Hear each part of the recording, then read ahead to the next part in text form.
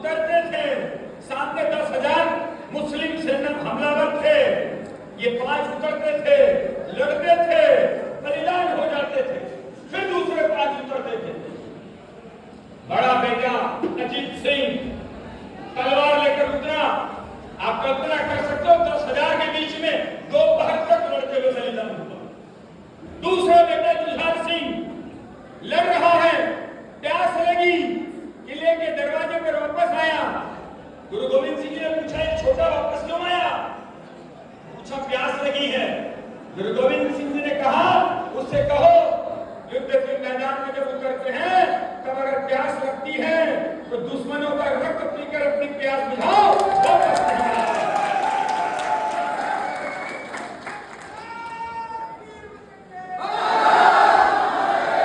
छोटे छोटे बच्चे फतेह सिंह और जोरावर सिंह दीवार के अंदर जिंदा चुनवा दिए गए। किस बात के लिए? केवल एक बात की, मुसलमान बन जाओ। नहीं बनेंगे। छोटे छोटे बच्चे 8 साल और 5 साल के जिंदे दीवार में चुनवा दिए गए, लेकिन अपना इस्लाम कबूल नहीं किया। दुनिया के लोगों, ये भारत की धरती, ये मिट्टी मिट्टी नहीं है, ये हमारी माँ है। दुनिया के लोग अपने देश से प्रेम करते होंगे, लेकिन हम लोग अपने देश की पूजा किया करते हैं। एक एक इंच जमीन, भारत माता की एक एक इंच जमीन हमारे पूर्वजों ने अपने रक्त से सींची है, तब हिंदू हम जिंदा हैं, तब आज भारत में ये भगवे झगड़े लहरा रहे हैं।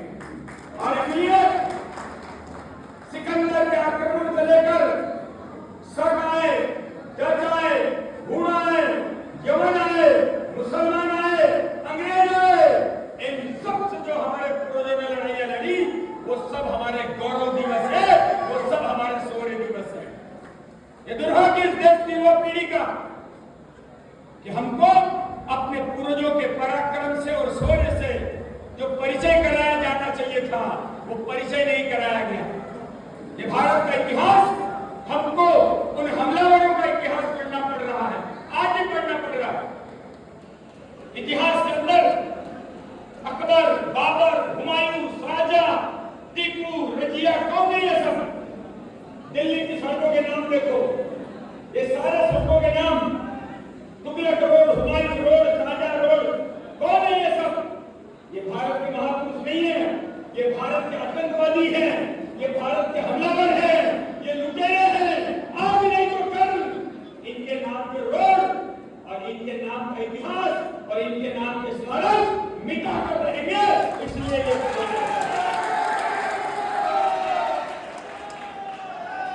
और इसलिए शौर्य दिवस भी हमारा पूरा हुआ नहीं है, अभी तो शुरू हुआ है।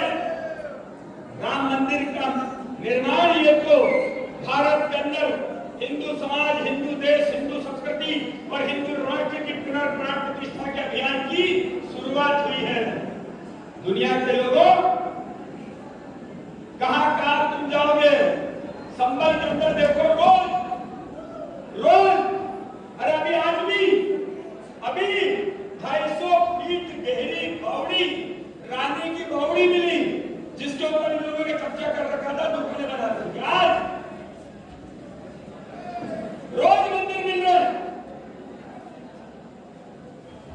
और इन लोगों ने सर्वे करने वाली टीम पर हमला करने के लिए संभल में आसपास से लोग बुलाए, मदरसों से लड़के बुलाए।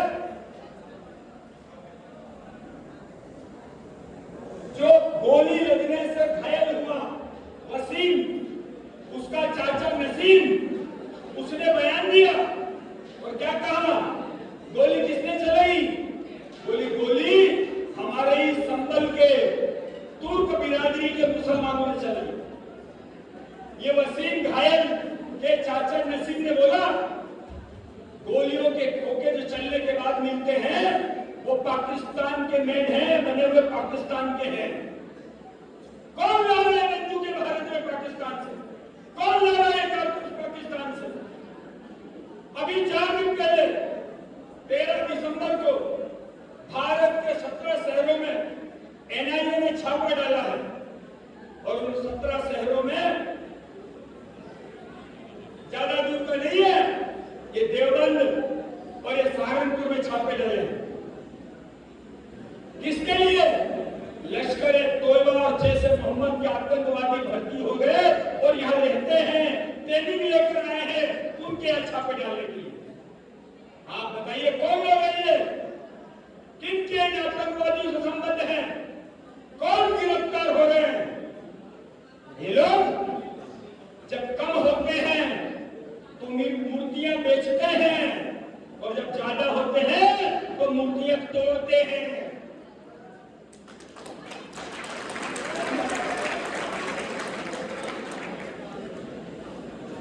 यही हमारा हिंदुआ। इतने धार्मिक स्थान हैं, यही कांवड़ यात्रा निकलती है।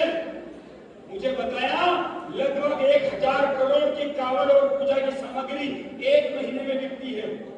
उस 1000 करोड़ की कांवड़ और पूजा की सामग्री कौन बेचते हैं? ये सारे बेचने वाले 70% यही लोग हैं। इसी साल इस कांवड़ में, इसी हरिद्वार में काले रंग की टी शर्ट सस्ती बिक रही है और केसरिया रंग की टी शर्ट महंगी बेची जा रही है। इसी साल हरिद्वार में हरे रंग से रंगी हुई, हरी पन्नियों से लगी हुई कांवड़ सस्ती और केसरिया रंग से रंगी हुई कांवड़ महंगी बिक रही थी।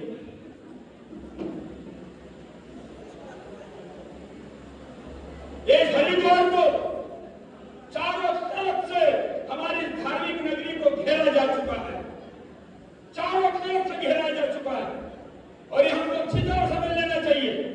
और मैं कुछ संतों के चरणों में प्रणाम निवेदन करते हुए बोल रहा हूं कि अगर हिंदू अल्पसंख्यक हो गया तो न हमारे तीर्थ स्थान बचेंगे, न बड़े बड़े आश्रम बचेंगे, न बड़ी बड़ी गाड़ियां बचेंगी, न बड़े बड़े भवन बचेंगे और न बड़ी बड़ी संपत्तियां बैलेंस बचेंगे। ये तभी बचेंगे जब हिंदू हरिद्वार में बहुसंख्यक होगा, ताकत से होगा, संगठित होगा।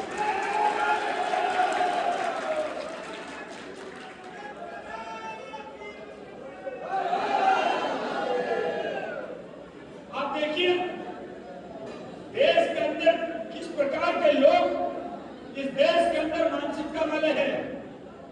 फिलिस्तीन के मुसलमान मर रहे हैं, इजराइल मार रहा है, उसके समर्थन में यहां बैग लेकर घूम रहे हैं संसद भवन में। बांग्लादेश के अंदर हिंदू मर रहा है, उसके लिए इनको चिंता नहीं है, चिंता नहीं है। आप देखिए पिछले कुछ साल से चाहे वो अफजल को फांसी हुई हो, चाहे कसाब को हुई हो, चाहे और किसी को हुई हो, हमारे देश के अंदर एक गिरोह है जो हस्ताक्षर अभियान चलाता है, राष्ट्रपति को भेजता है, इनको माफ कर दो। ये सारे गिरोह के लोग, ये फिल्म इंडस्ट्री के लोग, छोटी छोटी बातों को लेकर ट्विटर पे लिखने वाले आज सरेआम बांग्लादेश में हिंदुओं का नरसंहार हो रहा है, कोई भी नहीं बोल रहा है। क्यों नहीं बोल रहा है? क्योंकि इनको डर लग रहा है, क्योंकि ये जुड़े हुए हैं उन हिंदुओं पर हमला करने वालों, हमलावरों से ये जुड़े हुए हैं। इस देश के अंदर भारत के टुकड़े होने के नारे लगाने वाले देश के गद्दारों से ये जुड़े हुए हैं, इसलिए इनके मुंह पर ताले लगे हुए। इस देश के अंदर धर्मनिरपेक्षता का मतलब यही समझाया गया है कि हिंदू अपनी बात को अगर ताकत से कहे तो सांप्रदायिक है, और हिंदू हर अत्याचार को चुपचाप सहन कर ले वो धर्मनिरपेक्षता हो जाती है। इस देश के अंदर षड्यंत्रपूर्वक हिंदू के तेज की तलवार को समाप्त करने का षड्यंत्र रचा है। अभी देश के गृह मंत्री ने कहा कि हम भारत में से साल 2 साल में नक्सलवाद समाप्त कर देंगे। बिल्कुल कर देंगे। कहां करेंगे? बस्तर में, छत्तीसगढ़ में, झारखंड में, आंध्र प्रदेश में, महाराष्ट्र में। लेकिन जो नक्सलवादी देहरादून में रहते हैं, जो नक्सलवादी हरिद्वार के कॉलेजों में रह रहे हैं, जो नक्सलवादी दिल्ली के कॉलेजों में बच्चों को, हिंदू युवाओं को हिंदू धर्म के खिलाफ भड़का रहे हैं, वो कैसे समाप्त हो? सारे देश के हिंदू युवाओं को आप कल्पना तो करो, दिल्ली के अंदर हिंदू लड़के कॉलेज में साड़ियां पहनकर क्लास अटेंड करने जा रहे, लिव इन रिलेशन के पक्ष में खड़े हैं। ये कॉलेजों में किस्तें बना रहे। शंकर भगवान के ऊपर श्रावण महीने में अगर दूध का अभिषेक कर दे तो इनको दूध खराब दिख रहा है, दूध बर्बाद हो रहा दिख रहा है। होली के दिन होली जला दे तो इनको प्रदूषण नजर आ रहा है। हराम खोरो, तुमको इतने बकरे एक रात में काटे जाते हैं, तुमको नजर नहीं आता, प्रदूषण नहीं होता।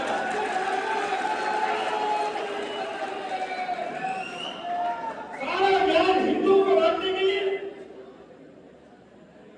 सारी तकलीफ हिंदू धर्म से। ये सारे नक्सली हैं, शहर के अंदर रहने वाले, ये शहरी नक्सलवादी हैं। जो आदमी हिंदू धर्म, हिंदू संस्कृति, हिंदू महापुरुष, हिंदू देश, इसके खिलाफ चर्चा करते हुए दिखे, समझ लेना कि ये शहरी नक्सलवादी है। जंगल के नक्सलवादी को सेना खत्म कर रही है और इस शहर के अंदर रहने वाले नक्सलवादी को खत्म करने की जिम्मेदारी हमारी है, वो हमारी। हमारे हरिद्वार के, मथुरा वृंदावन के आश्रमों में भगवा कपड़ा पहनकर बांग्लादेश के रोहिंग्या मुसलमान आश्रमों में घुस सकते हैं। कोई सफाई करने के नाम पर, कोई गायों की सेवा करने के नाम पर, कोई झाड़ू लगाने के नाम पर, कोई रसोई बनाने के नाम पर। आप कल्पना तो करो,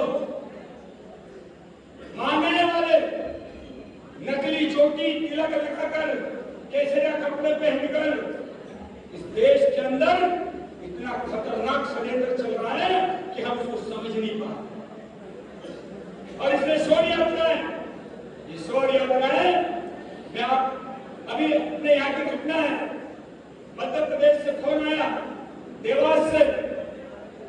उन्हें मुझसे पूछा, बोले उत्तराखंड में मंगलूर कहाँ है? मैंने कहा वो ये रहा रुड़की के पास।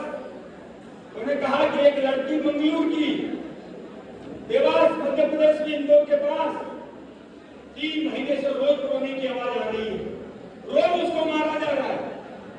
हिंदू ने खबर दी, उन्होंने एक मुस्लिम महिला को पैसे दिए कि जाकर पता लगा कर आओ कि ये लड़की कौन है। जब वो मुस्लिम महिला गई और उस मुसलमान के घर में से पता करके आई, तब उसने बताया कि यह हरिद्वार के पास के मंगलूर की रहने वाली है। तब हमने पता किया, बजरंग दल को भेजा, बजरंग दल ने थाने में पता किया, 3 महीने से किसी भी रिपोर्ट नहीं है, FIR नहीं है।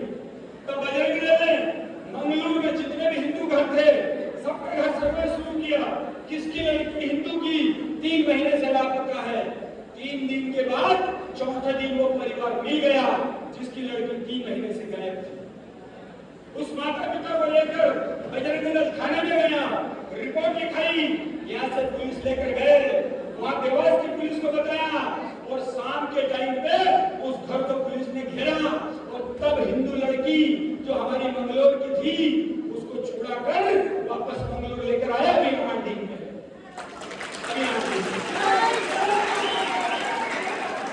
अभी 8 दिन पूरे भारत के अंदर देश के लिए अपने प्राणों को दांव पर लगाकर कोई अगर लड़का जीता है तो बजरंग दल का जीता है।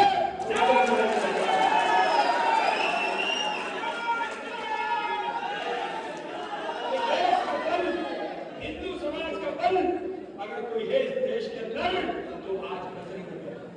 और इतना नहीं है, तुम्हें इसका एक और बात बोलता हूं कि हिंदू की हर समस्या का हल बजरंग दल है। हमको अपनी जिम्मेदारी को समझना पड़ेगा। ये देवभूमि उत्तराखंड षड्यंत्र पूर्वक इसको दानवों की भूमि बनाने का षड्यंत्र रचा जाता है और ये सारे दानव ये बॉर्डर से लगे हुए राज्य से रोज घुस रहे हैं, हजारों की संख्या में घुस रहे हैं। आप देखिए, आज जाइए नैनीताल, नैनीताल पर्यटन स्थल आज पाकिस्तान जैसा स्थल बन चुका है।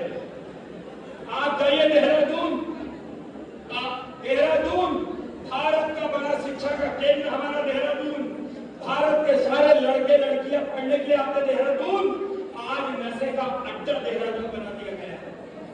और ये हमारा हरिद्वार, ये हरिद्वार हमारा, आज ये सारे इस हरिद्वार के आसपास की जमीनें, सारे इस आसपास के क्षेत्र की जितनी भी जमीनें हैं, ये लैंड जिहाद और लव जिहाद इसके रूप में इसको चारों तरफ से हमारी तीर्थ भूमि को घेरने का षड्यंत्र रचा जा चुका है। और इसलिए सावधानी की जरूरत है। हमारी युवा पीढ़ी को नशे की गंध में डुबोया जा रहा है, हिंदू संस्कृति से दूर किया जा रहा है। आज में बजरंग दल, उसके 3 काम है, 3 काम। पहला काम आत्मबोध। आत्मबोध, हम कौन हैं, हम किसकी संतानें हैं, हमको भगवान ने इस भारत माता की गोदी में, इस देवभूमि में क्यों भेजा है, ये अनुभूति जिसको हो जाएगी उस दिन वो अपने देश के लिए जिए। ये गीता का संदेश क्या है? गीता जयंती पर सूर्य यात्रा निकालते हैं। गीता जयंती का क्या अर्थ है? अरे भगवान ने गीता सुनाई काय के लिए? किसको सुनाई? 70 साल के अर्जुन को नहीं सुनाई, 25 साल के युवा अर्जुन को सुनाई थी। अर्जुन युवा था। ये गीता का संदेश हिंदू युवाओं के लिए है। क्या था? क्यों सुनानी पड़ी? क्योंकि अर्जुन युद्ध करना नहीं चाहता था। हिंदू युवाओं, गीता का संदेश यही है कि देश और धर्म के लिए युद्ध करो, पराक्रम करो, पुरुषार्थ करो, देश के लिए जियो और देश के लिए मरो। यही गीता का संदेश। और ये केवल कहा नहीं, उन्होंने करके दिखाया। प्रतिज्ञा ली थी कि मैं युद्ध में हथियार नहीं उठाऊंगा। पितामह ने प्रतिज्ञा नहीं तोड़ी, अधर्म को देखते रहे, लेकिन भगवान कृष्ण ने प्रतिज्ञा तोड़ दी कि अगर मेरी प्रतिज्ञा रही और अधर्म जीत गया तो मेरी प्रतिज्ञा किस काम की। और इसलिए हिंदुओं, ये याद रखना, मैं, मेरा नाम, मेरा पद, मेरी जात, मेरी वोट, मेरी ये तभी रहेगा जब हिंदू रहेगा। अगर हिंदू नहीं रहेगा तो क्या रहने वाला है?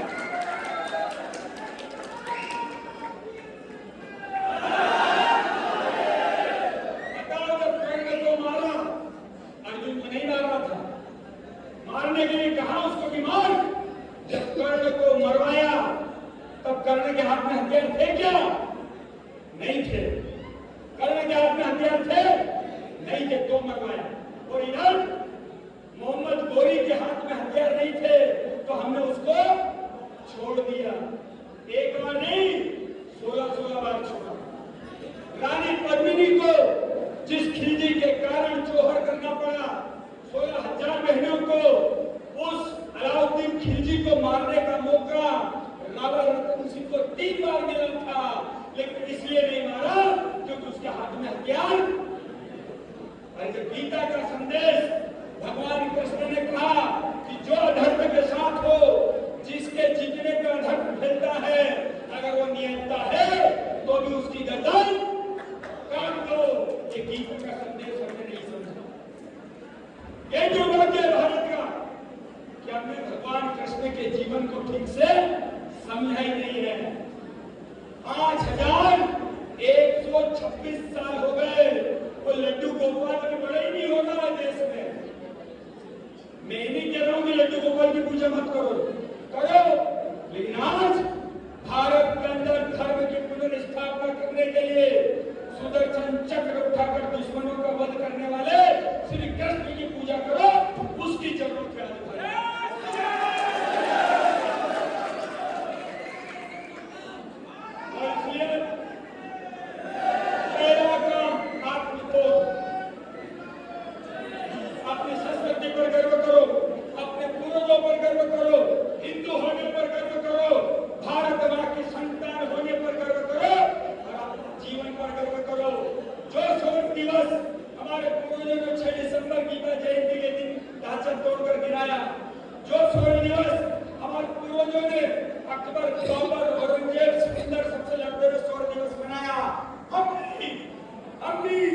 जब अवसर मिलेगा भारत माता के लिए सारे भारत के शत्रुओं का संहार करके शौर्य दिवस मनाएंगे, वो संकल्प करके। दूसरा काम, पहला मैंने कहा आत्मबोध, दूसरा मित्रबोध। दुर्भाग्य है कि हम आज तक अपने मित्र को नहीं पहचान पाए। हमने अपने मित्र को अछूत कह दिया। बताओ, हमने सुअर क्यों पाले थे? अपनी बुद्धि से थोड़ी पाले। हमने सुअर इसलिए पाले कि अगर सुअर हमारे मोहल्ले में रहेगा तो ये सुअरों से हमारी बहनें सुरक्षित रहेगी,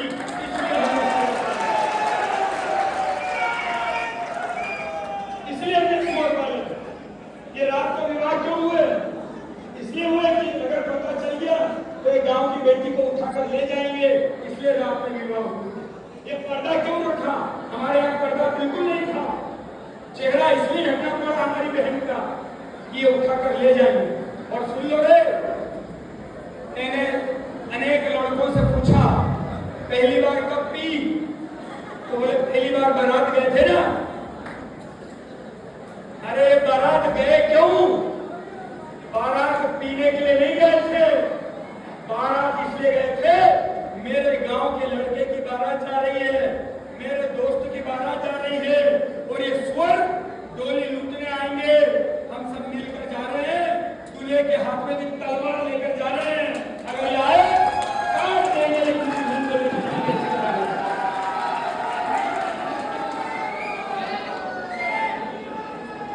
मेला क्यों उठाया हमने मेला क्यों उठाया? क्योंकि हमारे पास दो ही रास्ते थे, या तो इस्लाम कबूल कर लो या मरने के लिए तैयार हो जाओ। अगर हिंदू जिंदा रहना है तो हमारे घर का मेला साफ करो। हमने कहा आज परिस्थिति बिल्कुल नहीं है, मेला साफ कर लेंगे, लेकिन हम अपना धर्म नहीं छोड़ेंगे। जब जरूरत पड़ेगी फिर तलवार लेकर खड़े हो जाएंगे, इसलिए हमने अपना मेला किया। अछूत हो गए हम। ये सारे लोग, चाहे वो सफाई करते हो, चाहे सुअर पालते हो, चाहे और भी काम करते हो, ये सारे धर्म योद्धा हैं जिन्होंने अपने धर्म के लिए युद्ध लड़े हैं, लड़ाई लड़ी है। ये सब कैसे सकता है? राम जी को मानने वाला, दुर्गा माँ की पूजा करने वाला, शंकर जी की पूजा करने वाला, भगवान वाल्मीकि जी को मानने वाला, सत्य शिरोमणि रविदास जी की पूजा करने वाला हमसे अलग कैसे हो सकता है? हम सब एक हैं, हम सब भारत माँ की संतानें हैं। संगठित रहेंगे, सुरक्षित रहेंगे और दुनिया में हिंदुत्व की जय जयकार करेंगे, संगठित होकर। और इसलिए अपने मित्र कौन है, इस मित्र को पहचानना ये बजरंग दल का दूसरा काम। मित्र भाव, आत्मबोध, मित्रबोध और तीसरा है शत्रुबोध। अरे दुश्मन कौन है? जो हमारी बेटी की तरफ गाय माता को काटे, हमारे रोजगार खत्म करे, लैंड जिहाद करे, पाकिस्तान आतंकवादियों के साथ मिले, सारे देश विरोधी काम करे, वो अपना कैसे हो सकता है? अपना कैसे हो सकता है? आप देखिए भारत के इतिहास में मिर्जा राजा जयसिंह का नाम सुना? मिर्जा राजा जयसिंह हिंदू था। ये जयपुर है ना, आमेर का बड़ा बलशाली राजा था। पारस के शिवलिंग की रोज पूजा करता था, गाय के दूध से रोज अभिषेक करता था, सप्ताह में 3 दिन उपवास करता था। लेकिन उसकी सारी सेना किसके लिए खड़ी थी? औरंगजेब के लिए। औरंगजेब की सेना का नेतृत्व करते हुए गिरफ्तार करने किसको गया?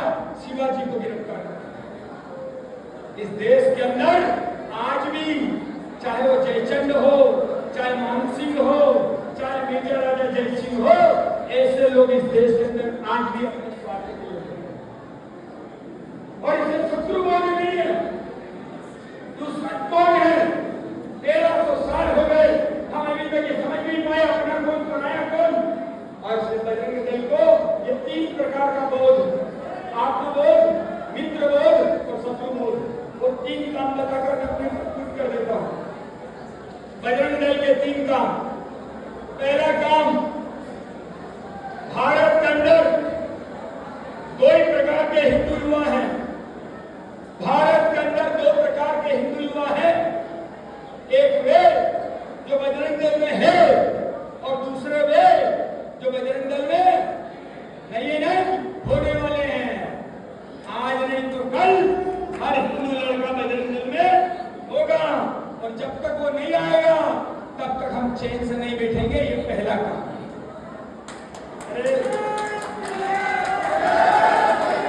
पूछ लो पीने वाले से, पूछ लो कौन से ब्रांड की पीता है। कहीं के भी ब्रांड की पी, शाम को पिएगा सुबह। आओ बजरंग दल में, हम भी पिलाना जानते हैं।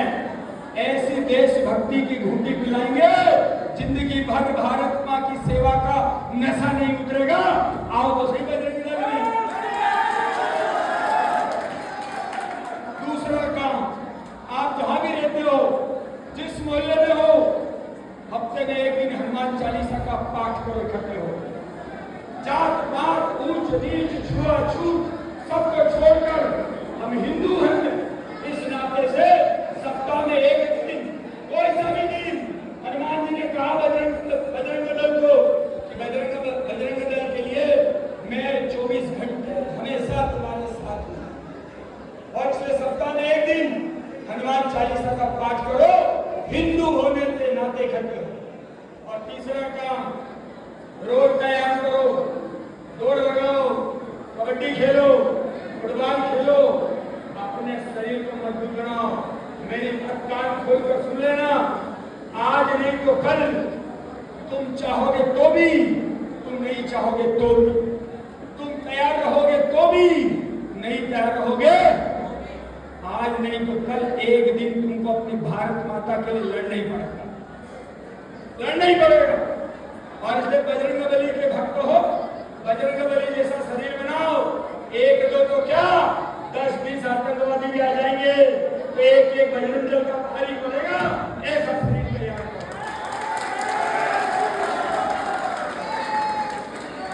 गंगा जी में डुबकी मारते रहो। जो केवल पानी से स्नान करता है वो केवल कपड़े बदलता है, और जो पसीने से स्नान करता है वो इतिहास बदलता है। बजरंग दल जवानी की कहानी लिखो। अरे ऐसी जवानी बीत जाएगी बिना कहानी के क्या। आओ बजरंग दल में, बजरंग दल तुमको अपनी जवानी की कहानी लिखने का अवसर देता है। वो जवानी क्या, जिसकी कोई कहानी हो, और वो कहानी ही क्या, जिसमें भारत माता की रवानी न हो, वो जवानी की कहानी किस काम की।